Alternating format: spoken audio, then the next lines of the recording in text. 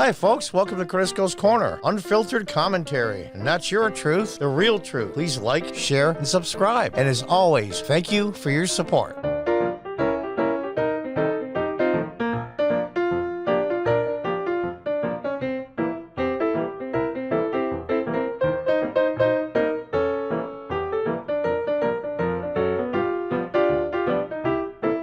Hi, folks. Welcome back. From the American Spectator, CNN Town Hall. More proof that Biden is unfit to be president. He continues to spout nonsense, delusions, and lies. Now, all you people out there, well, Donald Trump lied too, and he's... Now, we're not talking about, and as you read the article, when you say unfit, he doesn't mean the guy's a liar or he's a sleazy politician or... I mean, all politicians at that level lie to a certain extent. Some people call it exaggerate. Some people call it twist of truth. Some people call it lie by omission. I think, frankly, this is elder abuse. I think he's unfit, not because of what he says is true or not true, is because he's lost it. Senility, dementia, I'm not sure. I'm not a doctor. But it's clearly obvious, painfully obvious. And when does it come to a point that people in his inner circle, people on his staff, maybe some cabinet members, family, and close friends say, Joe, you can't do this anymore. And if you won't cooperate, because who wants to not be president? I mean, in all fairness, he tried about 6 times before he finally got it. And he's wanted to be president for a long time, and now he is. He won't give it up. And what do? I don't like them to pull the 25th Amendment. I just don't like that. I think it is a bad precedent. But I believe it takes unanimous consent from all the cabinet members, which is really hard to do, and on purpose hard to do, so you can't remove presidents willy-nilly. I think it's time. Let's read on the article a little bit, and then I'll tell you what I think concerning what they should do, and it pains me to say this, what they should do. Last night at CNN Town Hall in Cincinnati, President Biden peddled outright falsehoods about the economy, spewed COVID misinformation, which he did. Lied again about so-called voter suppression, randomly started shouting when answering a question about DACA, delivered awkward jokes that left the half-empty audience in silence, bizarrely rambled on about men on the moon, falsely claimed that he never said he wanted to fund the police, and frequently uttered sentences that were so incoherent that no human being on the planet could comprehend what he meant. One wonders how host Don Lemon, as Tucker says, Don Lemon, managed to keep a straight face. But the executive reporter could probably have passed as Biden's communications director. Seeing eye dog, maybe. Incomprehensible ramblings from Biden have particularly become the norm in the last 6 months, but don't expect our dishonest corporate media to utter a sound about our stumbling, confused president. Now, I'm not going to read every word of this. When Biden was asked how he would keep schools safe for children under the age of 12 if they are not yet eligible to be vaccinated, here was his muddled response. And the question is whether or not we should be in a position where why can't the experts say we know that this virus is in fact going to be, or excuse, we know why all the drugs approved are not temporarily approved, but permanently approved. That's underway too. I expect that to occur quickly. Jesus. You know what? Criticize Donald Trump all you want to. And he has his faults. And I'm still a Trump supporter. Big one, actually. Probably more than before. But this is painful. And here's the thing.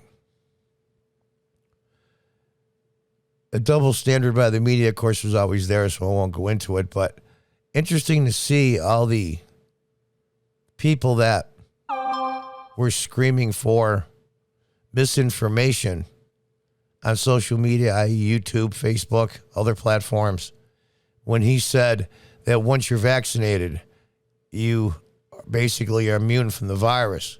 Well, we saw all the cowards from Texas that flew to D.C. so they couldn't vote on a new voter rights registration law. And over 10% of them got COVID. And they're all vaccinated. And it shows them in the picture in the cramped private jet. Didn't even fly commercial. Private jet, just winging them to D.C. to stay in the luxury hotels.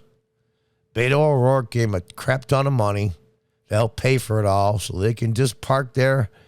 It's amazing to me.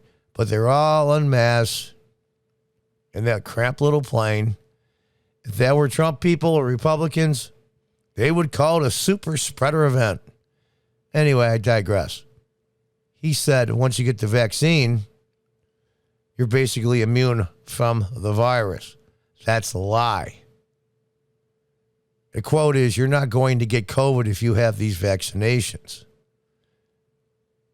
This after 6 fully vaccinated Democrat lawmakers from Texas tested positive. Now it's like 12 or 13, I believe, after fleeing the state in a failed attempt to block a bill that would strengthen voter security.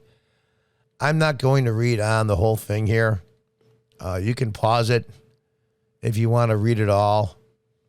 Some of the stuff about putting another $6 trillion into the economy would cause inflation. He says no. I mean, any person, even in junior high school, they call it middle school now, with an understanding of how economics works, or that's the way they used to teach them, would know that you pump a crap ton of money into a country, especially the largest economic country in the world, that there's going to be inflation. It's just amazing to me. That's just economics 101. That's on page 1 of book 1 of an economics course. It's just amazing. Now, I'll go through this, and you can read it if you want to. Talking about how there were thousands of people in custody with the Border Patrol. Now it's cut by 90%. It's considerably down. Trump exaggerated. Let's say sometimes he lied. I'm not going to mince words. But it was about trivial stuff.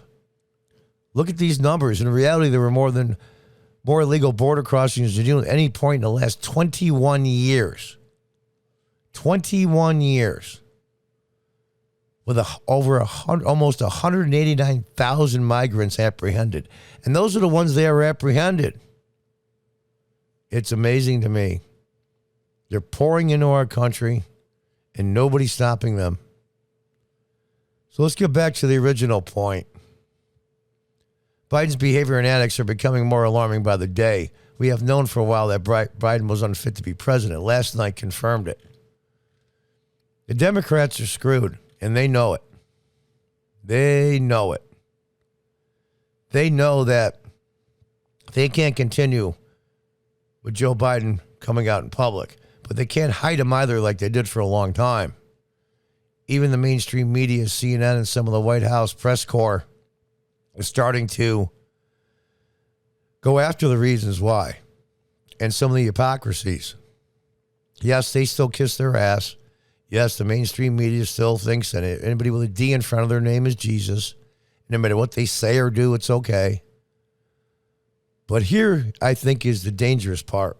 We're not just talking about affecting millions of people economically, destroying people's lives with the draconian lockdowns in some states, and some of the heavy-handedness, and how in some cities law enforcement went along with it, arresting people for just exercising their rights. And I'm a huge supporter of law enforcement. I've always been endorsed by them in every election I ever ran in, and I used to be a councilman upstate New York in the early 2000s. They broke their oath. There's a lot of stuff going on. But I think the real danger is this. The bigger picture danger is this.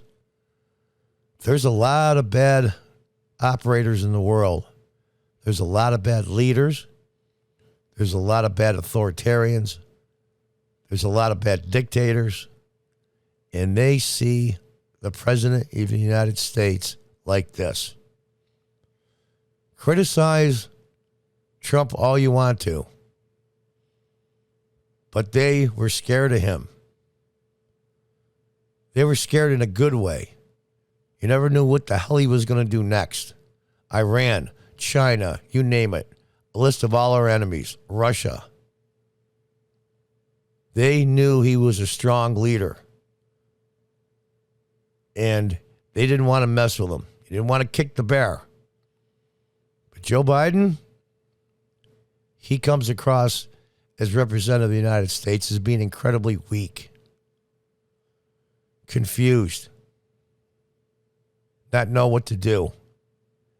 And that is incredibly dangerous for the safety and the security of the world. The world looks to the President of the United States for guidance, for leadership, for strength. And the one thing Joe Biden showed at his CNN town hall meeting, he did not show strength.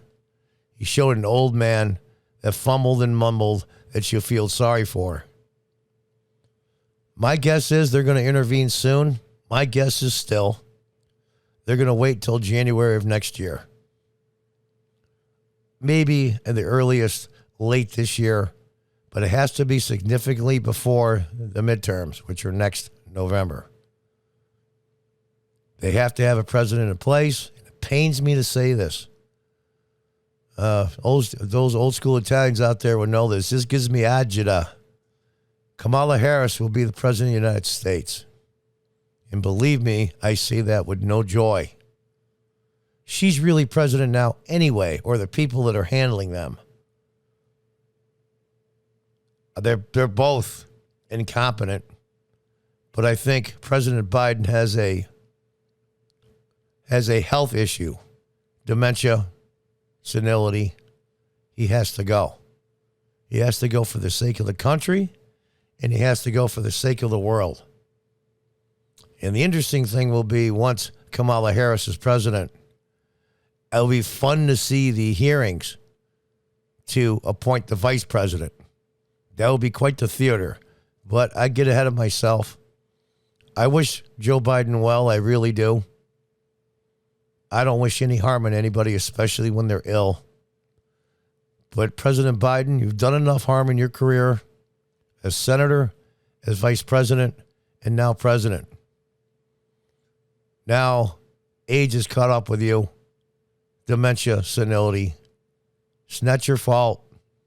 It's time to go. It's time to let other people take over and try to steer this country through the most difficult period I've seen in my life, and I'll be 65 this November. Short term, I'm very pessimistic. Long term, I'm extremely optimistic. But for the next year or two, it's going to be tough. President Biden, do the right thing and step down. And until next time, folks, goodbye and good luck.